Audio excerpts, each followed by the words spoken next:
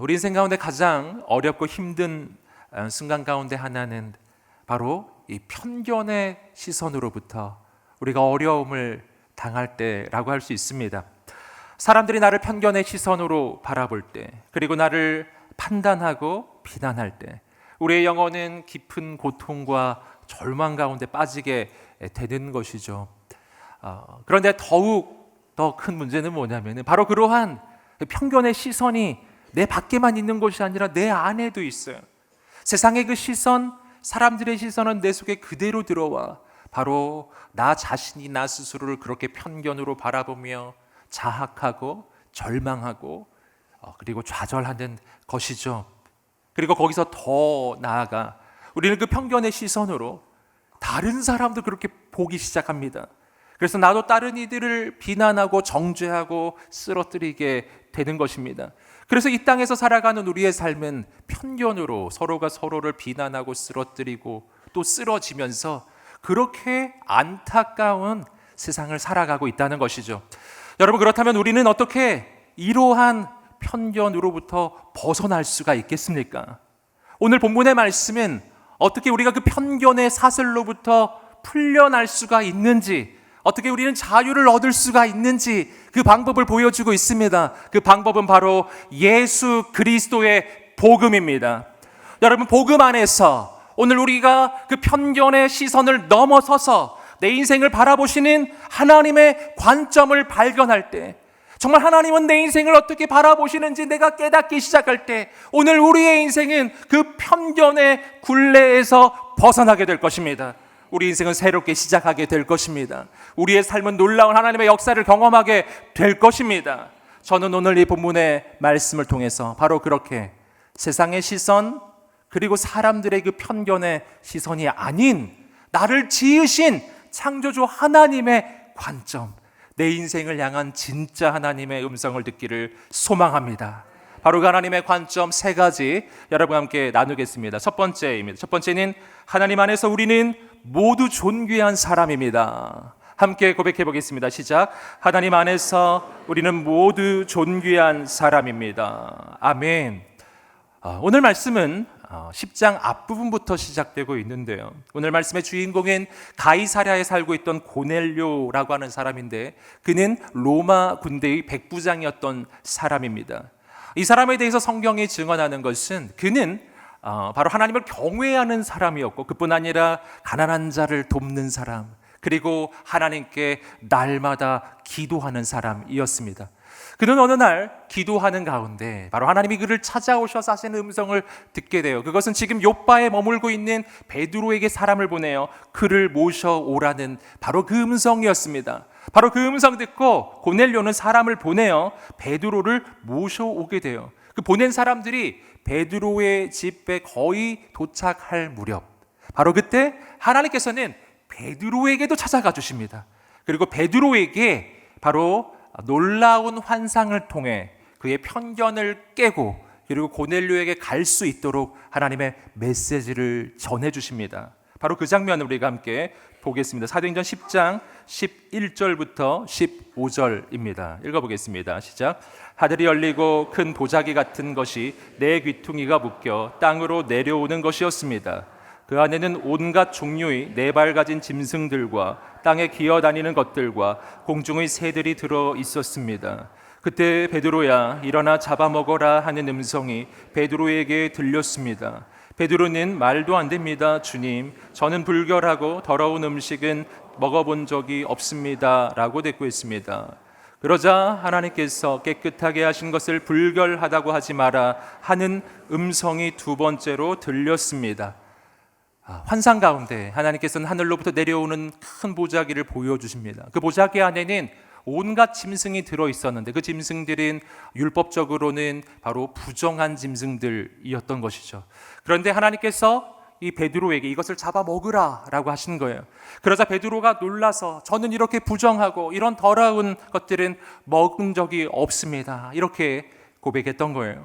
그런데 그때 하나님께서 아주 중요한 하나님의 메시지를 들려주셨습니다. 조금 전에 보셨던 바로 15절에서 하나님께서는 하나님께서 깨끗하게 하신 것을 불결하다고 하지 마라 라고 말씀해 주셨어요. 이 말씀 무슨 말입니까? 하나님께서 깨끗하게 하시면 아무리 부정하고 더러운 것도 깨끗해진다는 것입니다.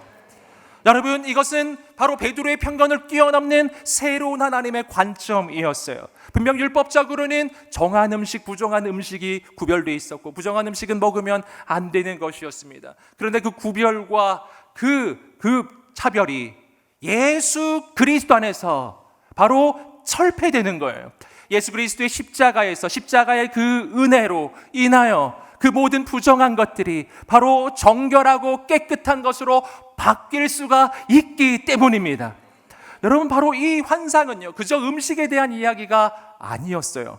이것은 이제 곧 베드로가 고넬료라고 하는 이방인을 만나게 될 것이었기 때문에 그의 생각을 바꾸어주는 하나님의 메시지였는데, 그것은 바로 유대인들이 이방인들을 향해 가지고 있었던 그 편견 때문이었습니다. 그 당시에 유대인들은 이방인을 어떻게 보았는가? 이들은 구원에서 제외된 사람들, 구원이란 오직 유대인만 받는 것, 그리고 이방인은 부정하기 때문에 만나서도 안 되고 방문할 수도 없다라고는 이런 편견, 여기에 사로잡혀 있었던 것이죠. 그들에게 하나님이 말씀해 주시는 거예요. 바로 예수 그리스도의 십자가의 은혜로 바로 그 모든 이방인들에게도 구원의 역사가 시작되었다는 것입니다. 그들도 예수 그리스도의 그 십자가의 보혈로 거룩해지고 정결해지고 온전해진다는 것이었어요. 여러분, 바로 이러한 하나님의 그 메시지 가운데 베드로는 고넬료의 초대에 응하여 그의 집으로 가게 됩니다. 그리고 그의 집에서 바로 베드로가 했던 고백입니다. 우리 함께 좀 내려오셔서 28절입니다. 28절 시작. 그들에게 베드로가 말했습니다. 여러분도 잘 알다시피 이렇게 이방 사람과 교제하거나 방문하는 것은 우리 유대 사람으로서는 율법에 어긋나는 행동입니다. 그러나 하나님께서는 어떤 사람도 불결하거나 더럽다고 해서는 안 된다고 내게 보여주셨습니다. 베드로가 고백합니다. 그가 그간에 가지고 있었던 유대인들에 대한 그 편견을 넘어서는 바로 하나님의 메시지예요. 그것은 바로 어떤 사람도 불결하거나 더럽다고 해서는 안 된다라고 하는 것입니다. 이방인이라 할지라도 예수 안에서는 거룩하고 정결해지기 때문이에요. 그뿐만이 아닙니다. 여기서 한 발짝 더 나아가 하나님께서는 바로 예수 안에서 우리의 인생을 바라보실 때 너무나 거룩하게, 너무나 존귀하게 바라봐 주신다는 것입니다. 여러분, 예수 안에서 우리의 인생은 바뀌는 줄 믿습니다. 여러분, 예수 안에서 우리의 인생은 존귀한 인생으로 세워지는 것입니다. 여러분, 그렇다면 어떻게 하나님께서는 그렇게 우리 인생을 존귀하게 바라보시는가? 우리 인생의 존귀함, 이것은 어디서 나오는 것일까요? 여러분, 그 까닭은 바로 나의 창조주에게 있어요. 여러분, 어떤 미술 작품의 가치는 어떻게 정해지는가? 여러분, 그 미술 작품이 얼마나 예술성이 있는가도 중요한 기준이지만 또 한 가지 아주 중요한 기준은 누가 그렸느냐죠. 누가 작가인가? 아무리 낙서 같은 그러한 작품이라 할지라도 그게 만약 피카소의 작품인 것으로 밝혀져요. 어떤 일이 일어날까요? 여러분, 그 작품은 어마어마한 가격으로 그렇게 가치가 매겨지기 시작할 거예요. 이유는 하나예요. 피카소가 그렸기 때문이에요. 여러분, 우리도 마찬가지예요. 우리 인생의 가치는 어디서 나오는가? 우리의 인생의 가치는 내 안에서 나오는 것이 아니라 나를 지으신 분에게서 나오는 것입니다. 사랑하는 여러분, 내가 내 인생을 바라볼 때, 사람들이 내 인생을 바라볼 때 아무리 부족하고 연약해도, 아무리 한계적이어도, 아무리 실수가 많아도, 사랑하는 여러분, 우리를 지으신 분은 온 우주의 창조주 하나님이십니다. 온 우주 최고의 창조자가 내 인생을 지으신 분이세요. 이것이 바로 내 인생의 가치예요. 나는 하나님께서 지으신 하나님의 작품입니다. 아멘. 가슴에 손을 얹고 자신을 한번 축복하겠습니다. 나는 하나님의 작품입니다. 아멘. 여러분, 나는 언제부터 하나님의 작품인가? 나는 이 땅에 존재하는 순간부터 하나님의 작품이에요. 여러분, 내가 실패해도 부족해도 연약해도 그 사실은 바뀌지 않아요. 영원히 바뀌지 않아요. 나는 하나님의 작품입니다. 나를 지으신 분은 위대하신 분이세요. 그분은 실수하지 아니하시는 분이십니다. 사랑하는 여러분, 오늘 우리 인생의 존귀함은 또 어디서 나오는가? 그것은 바로 하나님께서 나를 구원하시기 위해 치르신 대가에서 나오는 것입니다. 여러분, 세상의 모든 제품이 가지는 가치는 그 제품을 사기 위해 얼만큼의 대가를 지불하느냐가 결정하는 것이죠. 제품의 가격이 그것을 말해주는 것이잖아요. 여러분, 우리 인생의 가치는 얼만큼일까요?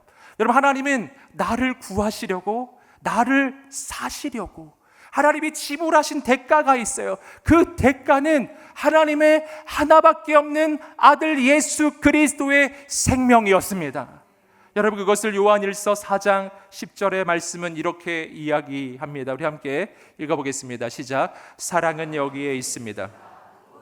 하나님을 사랑한 것이 아니라 하나님께서 우리를 사랑하셔서 우리 죄를 위해 그분의 아들을 화목 제물로 보내주셨습니다. 아멘. 하나님께서 우리를 너무 사랑하셔서 내가 아직 죄인이었을 때 하나님은 나를 살리기를 원하셨어요. 그 나를 구하시기 위해 치르신 대가는 그의 아들 예수 그리스도의 생명이었습니다. 사랑하는 여러분, 이것이 우리 인생의 가치입니다. 그러므로 사랑하는 여러분, 세상이 나에게 무엇라 이야기하여도, 사람들이 나에게 무엇라고 이야기하여도 낭망치 않으시기를 주님의 이름으로 축복합니다. 여러분, 예수 안에서 우리의 인생은 존귀하기 때문이에요. 우리 가슴에 손을 얹고 다시 한번 나를 자신을 축복하겠습니다. 하나님 안에서 나는 존귀한 사람입니다. 나는 존귀한 사람입니다. 아멘. 옆 사람을 향해 축복해 주세요. 당신도 존귀한 사람입니다. 당신도 존귀한 사람입니다. 아멘. 오늘 우리가 인간의 편견을 넘어선 하나님의 관점으로 자신을 바라보고 세상을 바라보게 되기를 주님의 이름으로 축복합니다. 바로 이 존귀한 사람들이 민족과 열방 가운데 있는 거예요. 바로 그래서 우리는 열방 가운데 나아가 복음을 전해야 하는 것입니다. 두 번째는 예수님을 믿을 때 우리는 모두 구원받습니다. 함께 고백해 보겠습니다. 시작. 예수님을 믿을 때 우리는 모두 구원받습니다. 아멘. 이제 베드로는 고넬료의 집에서 복음을 전하기 시작합니다. 이 복음의 가장 중심 내용, 핵심은 예수 그리스도이셨습니다. 그렇다면 베드로는 예수님에 대해 어떻게 증언하는가? 조금 내려오셔서 42절 말씀입니다. 함께 42절 시작. 예수께서는 우리에게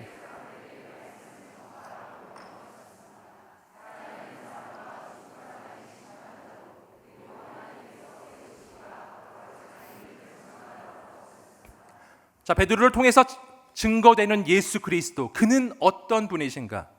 오늘 말씀은 이렇게 이야기하고 있어요. 예수님은 살아있는 자와 죽은 자를 심판하는 심판자시라고 하는 것입니다. 여러분, 이것은 예수 그리스도가 얼마나 크신 분이신지를 말해주는 거예요. 여러분, 우리가 신앙생활을 할 때 평소에 가지게 되는 중요한 한 가지의 이 오해가 있습니다. 그것은 바로 예수님에 대해 생각할 때 2000년 전 예수님의 십자가만 생각하는 거예요.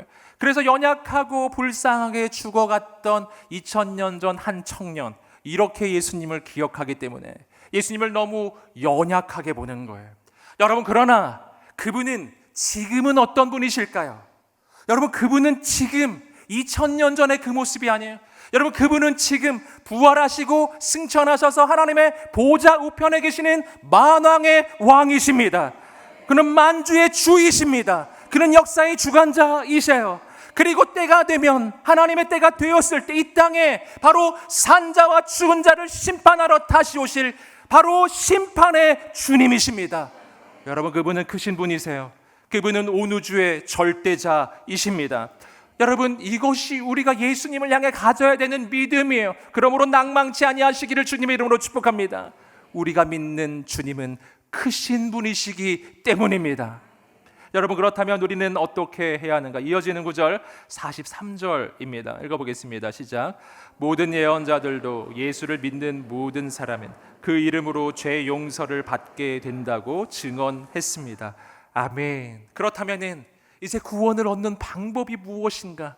그것을 베드로가 말해주고 있는데, 그것은 바로 나를 위해 십자가에 달리신 주님, 그리고 3일 만에 부활하신 예수 그리스도, 다시 오실 심판의 주, 그 예수 그리스도를 믿는 것입니다. 여러분, 그분을 믿기만 하면 구별이 없이, 차별이 없이 바로 민족을 넘어서, 한계를 넘어서 하나님의 구원은 임하는 줄 믿습니다. 여러분, 그렇다면 주께서 베풀어 주시는 구원의 내용은 뭔가? 오늘 말씀은 그것을 한 단어로 표현하고 있어요. 바로 죄의 용서입니다. 여러분, 죄 용서는 구원에서 굉장히 중요한 부분이에요. 여러분, 왜 죄 용서라는 이 표현을 쓰는가? 그 까닭은 우리 인생의 가장 본질적인 문제가 바로 죄의 문제였기 때문이에요. 인간은 죄를 지어서 바로 하나님과 단절이 되었고, 그리고 그 죄 때문에 우리는 죽을 수밖에 없게 되었습니다. 죄의 삭은 사망이기 때문이에요. 그렇기 때문에 내가 죄의 대가를 치르게 되면 나는 죽을 수밖에 없게 된 것입니다. 그러나 감사하게도 하나님이 우리를 너무 사랑하셔서 우리를 살리기를 원하시는 거예요. 그래서 어떻게 살리셨는가? 우리를 살리시기 위해서 아들 예수님을 보내주셔서 나의 모든 죄의 대가를 다 짊어지시고 그 모든 죄의 대가를 대신 치루어 주신 것입니다. 이것이 우리가 죄의 용서를 받는 이유예요. 여러분, 하나님은 공의의 하나님이시기 때문에 죄를 용서하실 때도요, 그냥 선심 쓰듯이 그냥 용서할 수 있는 게 아니에요. 죄는 반드시 대가를 치르어야만 용서가 일어나는 거예요. 여러분, 그런데 우리가 대가를 치를 수 없기 때문에 하나님은 아들 예수님을 보내주셔서 그분이 내 대신 내 죄의 대가를 치르게 해 주신 것입니다. 그래서 내가 분명히 죄가 있는데 이 죄의 대가가 치루어졌기 때문에 이 죄가 없는 것으로 인정된 거예요. 그래서 내가 용서받아요. 그냥 된 것이 아니라 예수님의 십자가 때문에 된 것입니다. 주님은 나보면서 용서해 주시는 게 아니었어요. 예수님 보시면서 나를 용서해 주신 것입니다. 여러분, 그때 우리의 인생에 놀라운 변화가 일어나요. 내가 죄의 용서를 받을 때 죄의 권세로부터 자유케 되는 것입니다. 오늘 내 인생의 모든 죄의 저주는 끊어졌습니다. 내가 예수 그리스도의 이름으로 죄의 용서를 받고, 그리고 나는 하나님 앞에서 의로운 자로 인정을 받기 시작할 때, 여러분, 내 인생은 하나님의 자녀로 다시 태어나는 거예요. 여러분, 나는 더 이상 죄의 종이 아닙니다. 나는 하나님의 자녀입니다. 여러분, 이러한 축복이 누구에게 오는가? 바로 예수 그리스도를 믿는 거예요. 여러분, 예수 그리스도를 믿기만 하면 민족을 넘어서서, 종족을 넘어서서, 바로 성별을 넘어서서, 그 모든 것을 넘어서서 바로 하나님의 구원이 임해요. 그 믿는 자에게 주시는 또 한 가지의 놀라운 축복이 있습니다. 고린도후서 5장 17절 말씀 함께 읽어보겠습니다. 고린도후서 5장 17절 시작. 그런즉 누구든지 그리스도 안에 있으면 새로운 피조물이라. 이전 것은 지나갔으니 보라 새 것이 되었도다. 아멘. 예수 안에서 우리의 인생이 죄의 용서를 받고 구원을 얻게 되었을 때, 그것을 오늘 이 본문의 말씀은 우리가 새로운 피조물이 된 것이라고 표현해 줍니다. 여러분, 새로운 피조물이란 새롭게 지어진 것입니다. 과거는 지나가고 우리의 인생의 새로운 날이 시작될 것입니다. 과거는 끝이 나고 우리 인생의 새로운 미래, 하나님이 축복하시는 미래가 시작될 것입니다. 바로 여기에 오늘 우리의 인생이 그 편견의 사슬에서 풀려나는 비밀이 있습니다. 여러분, 오늘 내가 편견의 시선을 받을 때, 편견의 시선으로 나를 바라볼 때 그 근거는 무엇인가? 언제나 그것은 나의 과거예요. 사람들은 나의 과거를 바라보며 나의 인생을 편견을 가지고 바라봅니다. 그리고 나도 그래요. 나도 내 인생의 과거를 바라보며 내 인생은 이럴 수밖에 없지, 내 인생은 망했다고, 내 인생은 미래가 없다고 얼마나 자책을 하고 절망을 하고 있습니까? 사랑하는 여러분, 오늘 본문의 말씀은 우리의 인생은 바로 그러한 과거에서 끊어졌다고 선포하고 있습니다. 사랑하는 여러분, 예수 안에서 우리는 새롭게 창조되었습니다. 여러분, 과거가 기준이 된 그 편견에서부터 오늘 우리의 인생이 벗어나게 되기를 주님의 이름으로 축복합니다. 여러분, 우리의 인생은 사람들의 생각대로 되지 않을 것입니다. 오늘 우리의 인생은 나를 향한 가장 놀라운 계획을 가지고 계시는 하나님의 계획대로 될 것입니다. 사랑하는 여러분, 과거 때문에 낭망치 않게 되기를 주님의 이름으로 축복합니다. 예수 안에서 우리의 인생은 다시는 이전과 같지 않을 것입니다. 아멘. 우리 가슴에 손을 얹고 자신에게 선포해 보겠습니다. 나는 다시는 이전과 같지 않을 것입니다. 나는 새로운 피조물이 되었습니다. 아멘. 이것이 구원의 역사예요. 여러분 옆 사람에게도 선포해 보세요. 당신은 다시는 이전과 같지 않을 것입니다. 아멘. 사랑하는 여러분, 과거로 돌아가지 아니하시기를 주님의 이름으로 축복합니다. 예수 안에서 놀라운 구원의 역사가 시작될 것입니다. 세 번째입니다. 세 번째는 예수님을 믿을 때 우리는 모두 성령을 받습니다. 우리 함께 고백해 보겠습니다. 시작. 예수님을 믿을 때 우리는 모두 성령을 받습니다. 우리 함께 이어지는 44절 45절 읽어보겠습니다. 시작. 베드로가 이렇게 말하고 있을 때 말씀을 듣고 있던 모든 사람들, 베드로와 함께 온 할례 받은 신자들은 성령의 은사를 이방 사람들에게까지 부어주시는 것을 보고 깜짝 놀랐습니다. 아멘. 자, 베드로가 고넬료의 집에서 설교하면서 말씀을 전하고 있을 때 더 놀라운 일이 일어나기 시작합니다. 그곳에 성령님이 임하시고 성령의 은사가 임하고 성령의 능력이 나타나기 시작한 것입니다. 사랑하는 여러분, 여기서 우리는 성령의 역사에 대해서 중요한 몇 가지 영적인 교훈을 발견할 수가 있습니다. 첫 번째는 뭐냐면 성령은 언제 임하시느냐예요. 여러분, 성경을 보시면 성령님이 임하시는 여러 순간이 있는데 사도들이 안수할 때, 그리고 성도들이 함께 기도할 때 성령님이 임하시고 능력이 나타났어요. 근데 오늘 본문의 말씀은 또 다른 순간을 보여주고 있습니다. 그것은 바로 말씀이 선포되고 있을 때예요. 말씀이 선포되고 있을 때 그곳에 성령의 역사가 강력하게 나타나기 시작했다라는 것입니다. 여러분, 여기서 우리는 말씀과 성령의 관계에 대해서 발견하게 됩니다. 여러분, 말씀은 성령과 함께 가는 거예요. 말씀 충만, 성령 충만이에요. 여러분, 말씀이 충만한데 성령은 없는 거, 이런 건 없어요. 성령은 있는데 말씀은 없는 거, 이런 것도 없는 것입니다. 말씀이 충만하면 성령이 충만하고 성령이 충만하면 말씀도 충만한 것입니다. 여러분, 말씀으로 충만해지십시오. 성령의 역사가 강력하게 나타나기 시작할 거예요. 여러분, 마찬가지로 성령으로 충만해졌을 때 여러분, 성령의 빛으로 말씀이 조명되면 그 말씀은 살았고 운동력이 있는 말씀으로 살아 움직이기 시작할 것입니다.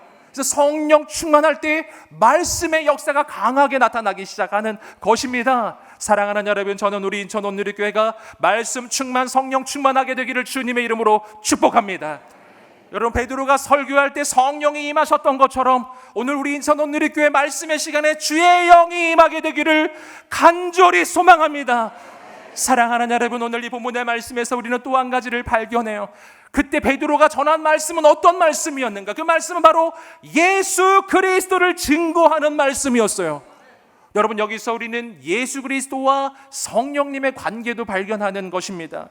여러분, 매우 잘못된 성령 사역의 방향성이 있어요. 그것은 뭐냐면 예수 그리스도를 배제하고 오직 성령만 추구하는 거예요. 여러분, 이것은 잘못된 방향입니다. 올바른 성령 사역, 그것은 어떤 것인가? 여러분, 바로 예수 그리스도를 높이고 예수 그리스도를 영화롭게 하는 거예요. 바로 그때 성령의 역사는 더욱 강력하게 나타날 것입니다.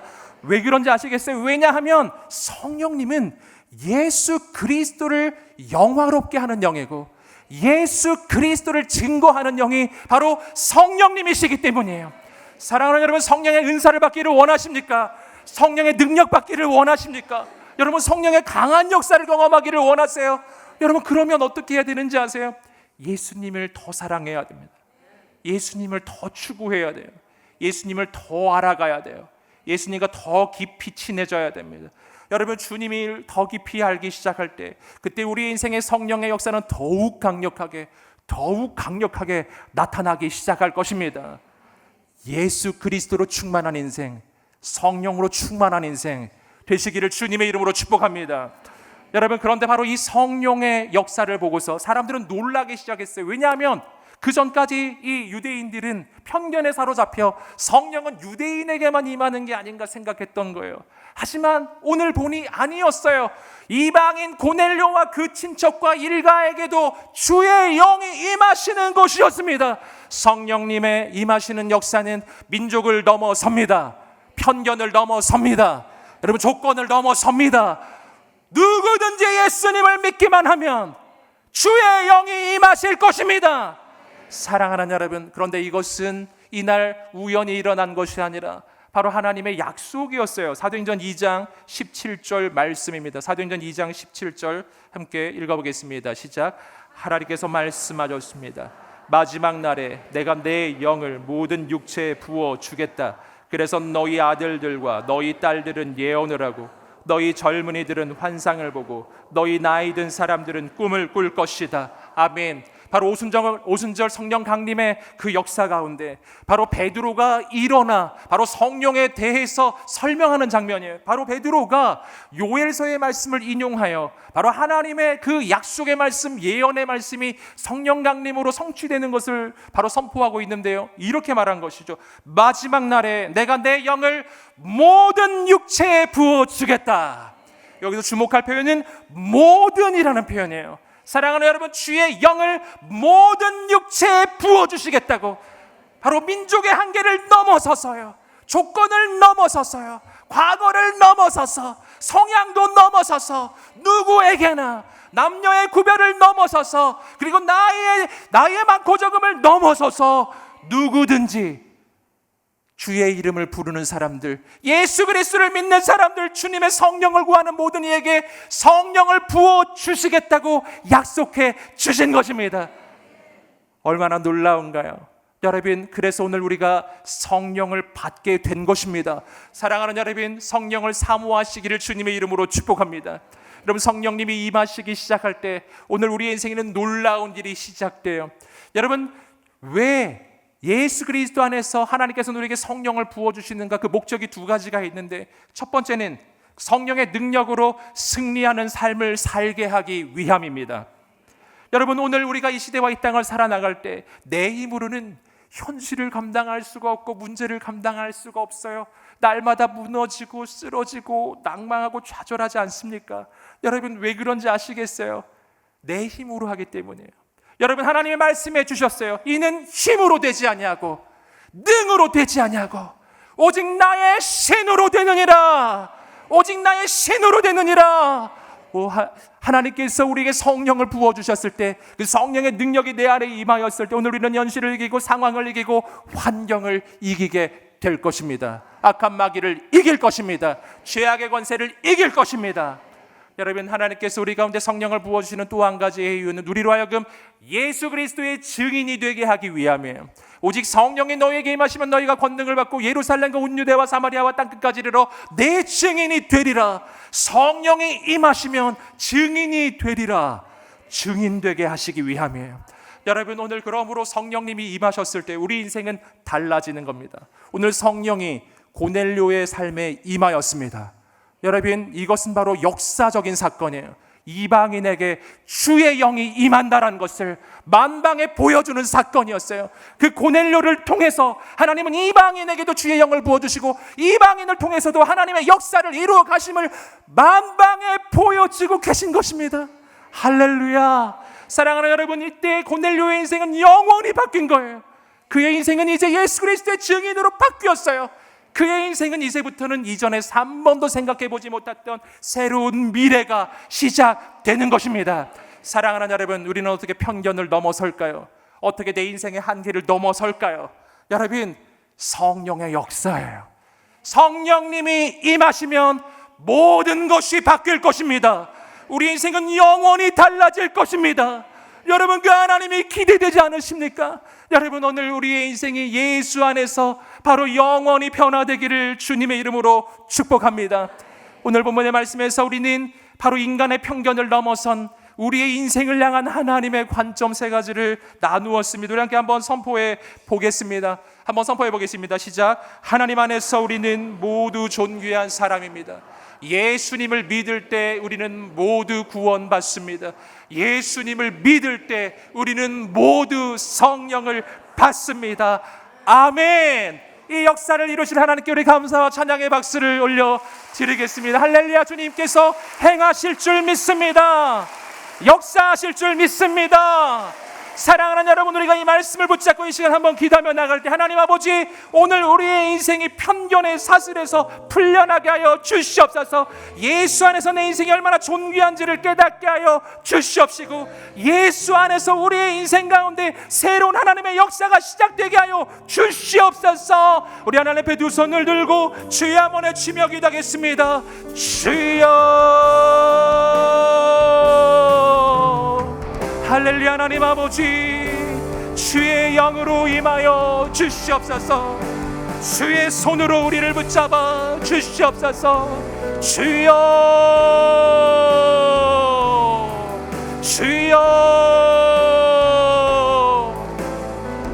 하나님의 가장 놀라운 일을 이루소서. 하나님의 가장 놀라운 역사를 이루소서.